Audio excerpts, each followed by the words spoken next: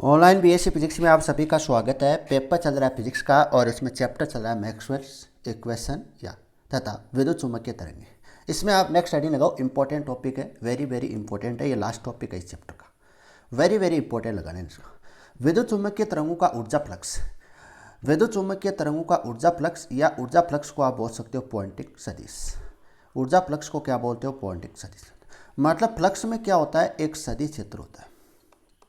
Flux में क्या होता है? एक सदिश क्षेत्र होता है और इस सदिश क्षेत्र को क्या बोलते हैं? पॉइंटिंग सदिश से बोलते हैं। तो देखो, विद्युत चुम्बकीय तरंगों का ऊर्जा फ्लक्स का मतलब क्या है? जैसे आपके पास ये क्या है? कोई विद्युत चुम्बकीय तरंग है। ये क्या है? आपके पास कोई विद्युत चुम्बकीय तरंगे है और इस तरंग के लंबवत, इस प्रकार से लंबवत क्या है? कोई ऊर्जा प्रवाहित हो रही है। इस प्रकार से क्या हो रही है? ऊर्जा प्रवाहित हो रही है। और एकांक क्षेत्रफल में, एकांक क्षेत्रफल की बात करें, किसकी बात करें? एकांक क्षेत्रफल की बात। एकांक क्षेत्रफल का मतलब होता है क्षेत्रफल की मात्रा कितनी हो? 1 हो। तो इसमें प्रवाहित जो दर होती है, एकांक क्षेत्रफल में प्रवाहित जो दर, ऊर्जा की जो दर होती है, उसको क्या बोलते हैं? ऊर्जा फ्लक्स बोलते हैं। मेरी बात पुनः आप ध्यान से सुनना। आपको क्या लेनी है? कोई विद्युत चुम्बकीय तरंगें लेनी है। क्या लेनी है? और विद्युत चुम्बकीय तरंगों में के लंबवत क्या प्रवाहित होती है? ऊर्जा प्रवाहित होती है।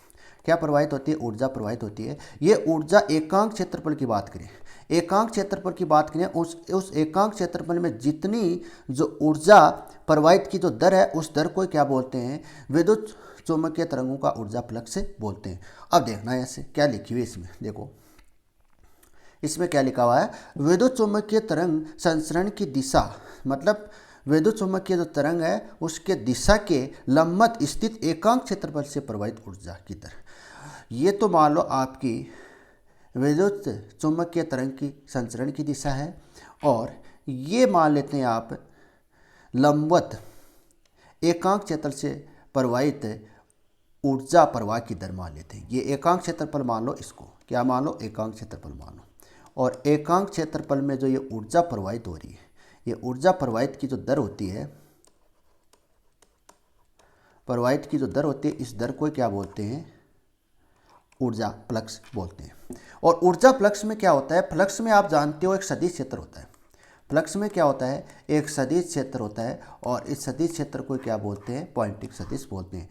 तो देखो यहाँ पर यही चीज़ लिखी हुई है, विद्युत चुम्बकीय तरंग संचरण की दिशा के लंबवत स्थित एकांक क्षेत्रफल से प्रवाहित ऊर्जा प्रवाह की दर विद्युत चुम्बकीय तरंगों का ऊर्जा फ्लक्स कहलाता है। और ऊर्जा फ्लक्स में परिभाषित सदिश क्षेत्र को पॉइंटिंग सदिश से कहते हैं। ये परिभाषा आपको लिख के आनी है एग्जाम में, वेरी वेरी इंपॉर्टेंट। और पॉइंटिंग सदिश को किससे व्यक्त करते हैं? पी वेक्टर से व्यक्त करते हैं। किससे व्यक्त करते हैं? पी वेक्टर से व्यक्त करते हैं। ये आपको ध्यान होना चाहिए। अब देखो, पिछली वाली क्लास आप जरूर देखना, उसमें हमने पॉइंटिंग सदिश लिखा था। पिछली वाली क्लास में हमने पॉइंटिंग सदिश लिखा था और उस पदार्थ में विद्युत क्षेत्र में हमने एक बी वेक्टर बराबर क्या पढ़ा था? म्यू एच वेक्टर पढ़ा था। अगर मैं यहाँ से एच वेक्टर लिखूँ, क्या लिखूँ? एच वेक्टर लिखूँ, तो यहाँ पर क्या आ जाएगा? बी वेक्टर अपॉन म्यू आ जाएगा। क्या आ जाएगा? म्यू आ जाएगा। तो यहाँ पर आप एच वेक्टर के स्थान पर क्या लिख दो? बी वेक्टर अपॉन म्यू लिख दो। तो यहाँ तक आपको दिक्कत नहीं आनी चाहिए। इस समीकरण तक आपको किसी प्रकार की क्या नहीं होनी चाहिए? दिक्कत नहीं होनी चाहिए।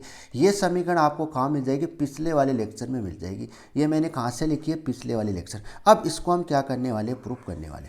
अब इसका देखो प्रूफ देखेंगे। क्या देखेंगे? प्रूफ देखेंगे। देखो प्रूफ में आप लगाओ गणितीय विश्लेषण। गणितीय विश्लेषण। तो देखो, हम जानते हैं कि ऊर्जा फ्लक्स की परिभाषा से, ये हम पिछली वाली क्लास में पढ़ चुके हैं। ऊर्जा फ्लक्स की परिभाषा से ये ऊर्जा फ्लक्स कौन सा है? ये है विद्युत चुम्बकीय तरंगों का ऊर्जा फ्लक्स है। विद्युत चुम्बकीय तरंगों का ऊर्जा फ्लक्स है। क्या है? ऊर्जा फ्लक्स है। ये आप जानते हो, ये चीज़ आप जानते हो, पिछली वाली लेक्चर में आप पढ़ चुके हो। तो समीकरण नंबर 1 तक आपको किसी प्रकार की दिक्कत आनी नहीं चाहिए। समीकरण नंबर 1 तक आपको किसी प्रकार की दिक्कत नहीं है। तो यहाँ पर ये जो पी वेक्टर लिखा हुआ, इस पी वेक्टर के स्थान पर आप क्या लिख सकते हो? E vector cross S vector लिख सकते हो। ये आप जानते हो। ये देखो ऊपर लिखा हुआ है, यहाँ पर ये लिखा हुआ, पी वेक्टर के स्थान पर E vector into H vector आप लिख सकते हो। आगे देखो नेक्स्ट, अब देखो विद्युत चुम्बकीय तरंगों का ऊर्जा घनत्व क्या होता है। विद्युत चुम्बकीय तरंगों का ऊर्जा घनत्व ये आप पिछली वाली क्लास में आप पढ़ चुके हो। ये आपने इक्वेशन कहाँ पढ़ी है, पिछली वाली क्लास में आपने पढ़ी हुई। अब हम बात करते हैं एकांक आयतन में उपस्थित ऊर्जा की मात्रा को ऊर्जा घनत्व कहते हैं। ये हमने पिछली वाली क्लास में पढ़ चुके हैं और ये सूत्र आपने वहाँ पर पढ़ा है, ये सूत्र वहाँ पर पढ़ा है। तो मैं क्या निकाल लूँ इसमें से, ये देखो यहाँ से मैं क्या निकाल लूँ, डी डब्ल्यू निकाल लूँ तो यू वी आ जाएगा। अब यहाँ पर मैं क्या कर दूँ, समाकलन कर दूँ, समाकलन कर दूँ। यहाँ पर समाकलन कौन सा होगा, यहाँ पर क्या लगा हुआ है, डी वी लगा हुआ है, मतलब आयतन है। डी वी किसको ऐड करता है, आयतन को ऐड करता है। तो यहाँ पर बंद आयतन समाकलन होगा, क्या होगा, बन आयतन समाकलन होगा। तो यहाँ पर देखो बन आयतन समाकलन यू डी वी आ जाएगा। यहाँ तक आपको किसी प्रकार की क्या नहीं होनी चाहिए, दिक्कत नहीं है। समीकरण नंबर 3 तक आपको किसी प्रकार की दिक्कत नहीं होनी चाहिए। समीकरण नंबर 3 तक आपको किसी प्रकार की क्या नहीं होनी चाहिए, दिक्कत नहीं है। अब देखो समीकरण नंबर आप 1 देखो, समीकरण नंबर आप 1 देखो। समीकरण 1 में आप क्या कर सकते हो, समीकरण 1 ये रही, समीकरण 1 पी वेक्टर के स्थान पर आप मान पुट कर दो। ये मान आप पी वेक्टर के स्थान पर आप मान पुट करो।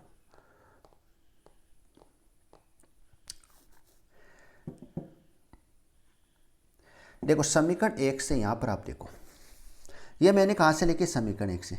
अब यहाँ पर क्या आ रहा है, देखो डब्लू आ रहा है, क्या आ रहा है, डब्लू आ रहा है। तो डब्लू के स्थान पर आप ये मान पुट कर दो एक बार। ये मान आप डब्लू के स्थान पर आप मान पुट करो यहाँ पर मान पुट करने के बाद आपको ये समीकरण आपको मिल जाएगी, ये समीकरण आपको मिलेगी। देखो यहाँ तक आपको किसी प्रकार की दिक्कत नहीं होनी चाहिए, यहाँ तक आपको किसी प्रकार की दिक्कत। अब यू का मान आप समीकरण नंबर 2 में रख दो, यू का मान आप कहाँ रख दो, समीकरण नंबर 2 में रख दो।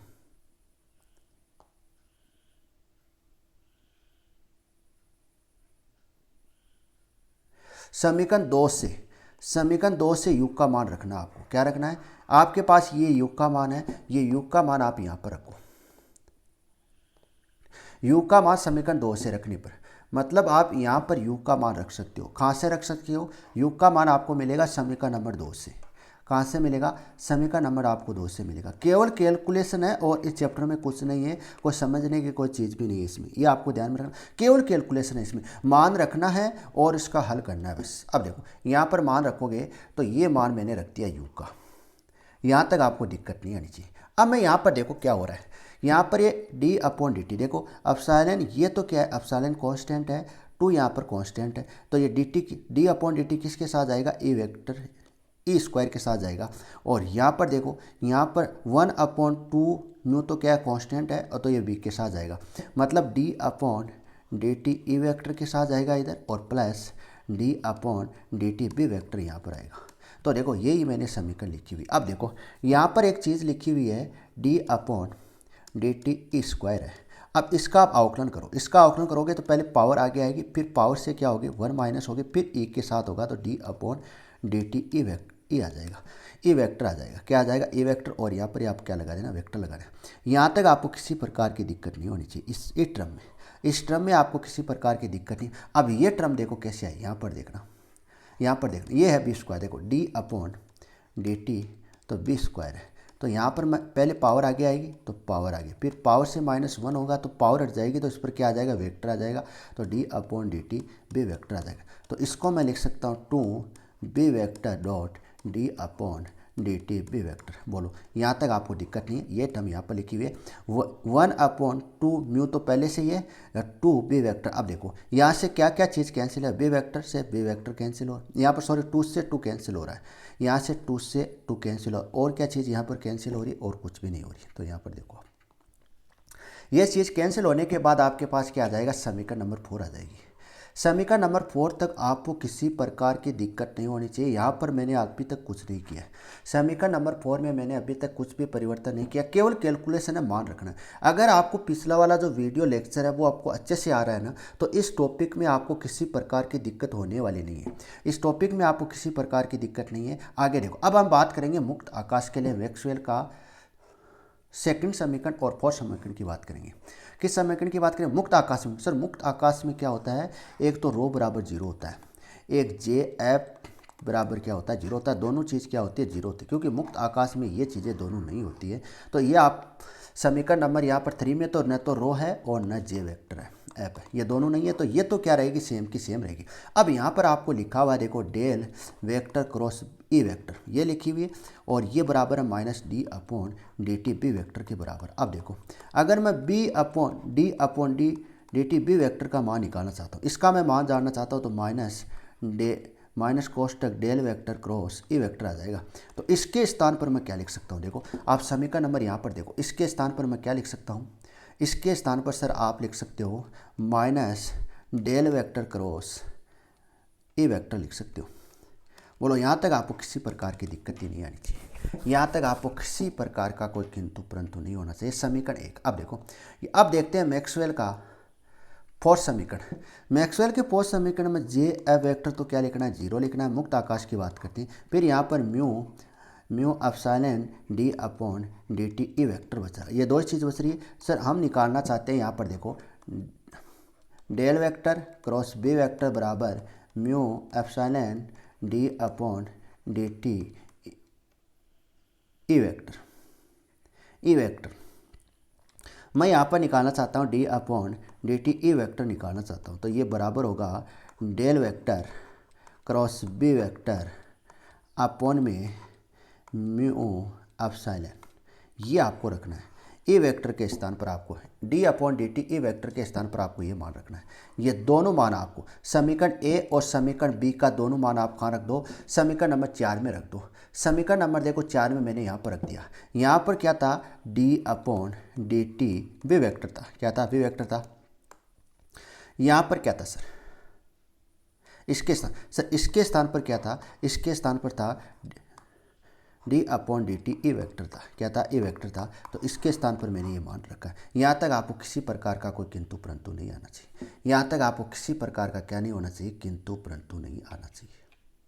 देखो मान आपको रखना है, एक तो आपको इसके स्थान पर मान रखना, इसके स्थान पर आपके पास मान ये आया था, ये रहा।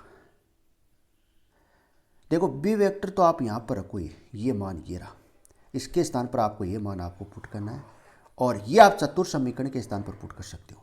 ये मैक्सवेल के चतुर्थ समीकरण से निकलेगा, इसका मान कहाँ से निकलेगा, मैक्सवेल के फोर्थ समीकरण से निकलेगा और ये आपका निकलेगा मैक्सवेल के सेकंड समीकरण से। ध्यान से देखना पुनः मेरी बात, ये मान कहाँ से निकलेगा, मैक्सवेल के सेकंड समीकरण से निकलेगा और ये मान कहाँ से निकलेगा, मैक्सवेल के फोर्थ समीकरण से निकलेगा। तो देखो मैक्सवेल का ये तो क्या है, सेकंड समीकरण, यहाँ पर आपके पास समीकरण ए आ गया और इसके बाद ये क्या है, मैक्सवेल का चतुर्थ समीकरण है, जो वो क्या, मुक्त आकाश के लिए, किसके लिए, मुक्त आकाश के लिए चतुर्थ समीकरण है। तो आपके पास समीकरण ए और समीकरण बी आपके पास आ गए। ये दोनों मान आपने कहाँ पुट कर दिया, समीकरण नंबर 4 में पुट कर दिया। तो मान पुट करने के बाद यहाँ पर क्या हो रहा है, कुछ क्रॉस चीज़ हो रही है, जो क्रॉस कर दो, ये दोनों क्रॉस, ये क्रॉस, और इस चीज़ में कुछ क्रॉस नहीं हो रहा है। तो यहाँ तक आपको किसी प्रकार की क्या नहीं होनी चाहिए दिक्कत। और इन दोनों में से आपको ये दो चीज़ कॉमन नज़र आ रही है, तो इसको क्या ले लो, बाहर ले लो। तो यहाँ पर मैंने क्या ले लिया, इसको बाहर, ये आ गई समीकरण नंबर 5, ये आ गई आपके पास समीकरण नंबर 5। यहाँ पर एक बार बार देखो सूत्र यूज हो रहा है, यहाँ पर ये सूत्र बार बार यूज हो रहा है, ये सूत्र इस चैप्टर में बार बार आ रहा है, ये आपको याद ही होना चाहिए, ये आपको ध्यान में रखना। ये सूत्र है वो बार बार रिपीट हो रहा है, ये आपको याद होना चाहिए, इसमें किसी प्रकार का कोई डाउट नहीं होना चाहिए। आप ए वेक्टर के स्थान पर ए वेक्टर लिख देना और बी वेक्टर के स्थान पर बी वेक्टर लिख देना, तो आपके पास ये सूत्र आ जाएगा। और इसके स्थान पर मैं क्या लिख दूँ, इसके स्थान पर देखो, इसके स्थान पर आप ये चीज़ लिख दो। देखो समीकरण नंबर देखो, इसके स्थान पर मैं क्या लिख सकता हूँ, इसके स्थान पर सर, इसके स्थान पर मैं लिख सकता हूँ ये चीज़ लिख दूँ, ये लिख दूँ। बोलो यही तो है ना, वो समीकरण नंबर 5 में ये है, इसके समीकरण नंबर 5 में इसके स्थान पर मैं क्या रख दूँ, ये मान रख दूँ, तो आपके पास ये समीकरण आ जाएगी, आपके पास क्या आ जाएगी, ये समीकरण आ जाएगी। यहाँ तक आपको किसी प्रकार की क्या नहीं होनी चाहिए, दिक्कत नहीं आनी चाहिए। समीकरण नंबर 7 तक आपको किसी प्रकार की दिक्कत नहीं होनी चाहिए।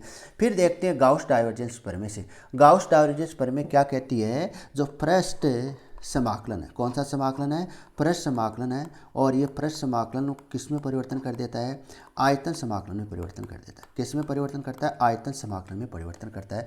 तो यहाँ पर जो ए वेक्टर है, इस ए वेक्टर के स्थान पर आपको क्या लिखना है, इस ए वेक्टर के स्थान पर आपको ए वेक्टर क्रॉस बी वेक्टर लिखना है। यहाँ पर देखो सदिश क्षेत्र है, यहाँ पर इसके स्थान पर आपको क्या लिखना है, ए वेक्टर क्रॉस बी वेक्टर लिखना है। तो आपके पास ये समीकरण बनेगी।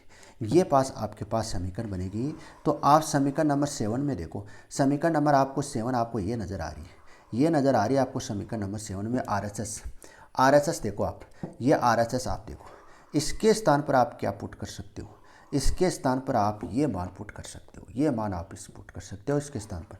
तो समीकरण 7 और समीकरण 8 से तो आपके पास ये समीकरण आ जाएगी, ये समीकरण पास आपके पास आ जाएगी। अब मैं यहाँ पर क्या करूँ, बंद पृष्ठीय समाकलन की तुलना करने पर, बंद पृष्ठीय समाकलन की तुलना क्यों कर रहा हूँ, देखो इधर भी तो क्या आ रहा है, बंद पृष्ठीय समाकलन आ रहा है, देखो इधर भी तो क्या आ रहा है, बंद पृष्ठीय समाकलन आ रहा है, और इधर भी क्या आ रहा है, बंद पृष्ठीय समाकलन आ रहा है। यहाँ तक आपको किसी प्रकार की क्या नहीं होनी चाहिए, डाउट नहीं होनी चाहिए। तो बंद पृष्ठीय समाकलन की तुलना करने का मतलब है, बंद पृष्ठीय समाकलन क्या हो जाएगा, दोनों तरफ कैंसिल हो जाएगा, क्योंकि दोनों तो समान मात्रा है। तो दोनों तरफ कैंसिल होने के बाद आपके पास ये टर्म बचेगी, ये टर्म आपके पास बचेगी, यहाँ तक आपको दिक्कत नहीं होनी। अब मैं अगर परिमाण की बात करूँ, तो परिमाण की बात करने पर आपके पास वेक्टर हट जाएगा, वेक्टर हटेगा तो आपके पास ये मान आ जाएगा। कई बार एग्जाम में क्वेश्चन आया हुआ क्वेश्चन है, इंपॉर्टेंट क्वेश्चन है। अब देखो ये, और हम जानते हैं कि विद्युत क्षेत्र व चुंबकीय क्षेत्र में निम्न संबंध होता है, आप जानते हो। मतलब जो विद्युत क्षेत्र होता है और जो चुंबकीय क्षेत्र होता है, ये तो क्या है, विद्युत क्षेत्र। देखो ए वेक्टर तो क्या है, विद्युत क्षेत्र है, और बी वेक्टर क्या है, चुंबकीय। इसमें क्या होता है, एक संबंध होता है, और ये संबंध होता है ई बराबर बी, बी ई तो यहाँ क्या है, विद्युत क्षेत्र है, बी यहाँ पर क्या है, चुंबकीय क्षेत्र है, और वी क्या है, यहाँ पर वेग है, क्या है, वेग है। तो यहाँ पर बी बराबर क्या आ जाएगा, ई अपॉन वी आ जाएगा। तो यहाँ पर आपको बी के स्थान पर क्या पुट कर देना है, बी के स्थान पर आपको ई अपॉन वी आपको पुट कर देना है। तो आपके पास ये समीकरण आ जाएगी। ये वेरी वेरी इंपॉर्टेंट है, कई बार एग्जाम में आया हुआ क्वेश्चन है ये आपका चैप्टर क्या हो गया, कंप्लीट हो गया। अब आपके इस चैप्टर में यूनिट नंबर 3 है और यूनिट नंबर आपकी 4 है। इन दोनों यूनिट के क्या बच्चे, इंपॉर्टेंट क्वेश्चन बच्चे, केवल इंपॉर्टेंट आपके क्वेश्चन बच्चे में। अब आपके कम से कम 10 तारीख से 10 तारीख के आसपास आपका केमिस्ट्री का सिलेबस कंप्लीट करवा दिया जाएगा।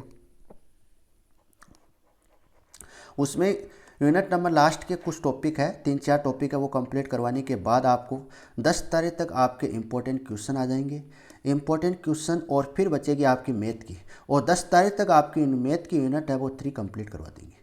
यूनिट जो 3 है मैथ में, यूनिट 2 आपकी कंप्लीट हो चुकी है, यूनिट जो 3 है वो सबसे छोटी यूनिट है। उसमें आपके कम से कम 10 या 2 या 3 चैप्टर है उसमें, वो आपको मैं क्या करवा दूंगा, पूरा करवा दूंगा 10 या 11 तारीख तक। उसके बाद आपके पास एक यूनिट बचेगी, यूनिट नंबर 4, वो 15 और 20 तारीख के पास मैं क्या कर दूंगा, आपको कंप्लीट सिलेबस आपको करवा दूंगा।